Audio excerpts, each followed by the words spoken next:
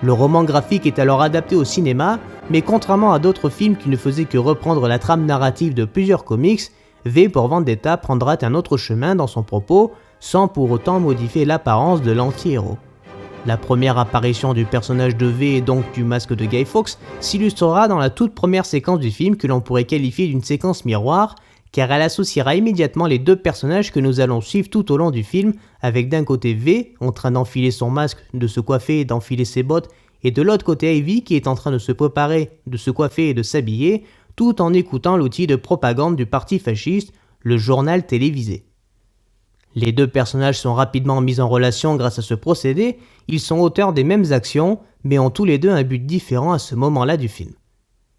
C'est après avoir sauvé Ivy dans une scène reprenant celle du comics que V transformera au fur et à mesure la jeune journaliste pour lui montrer la véritable cruauté du monde dans lequel ils vivent.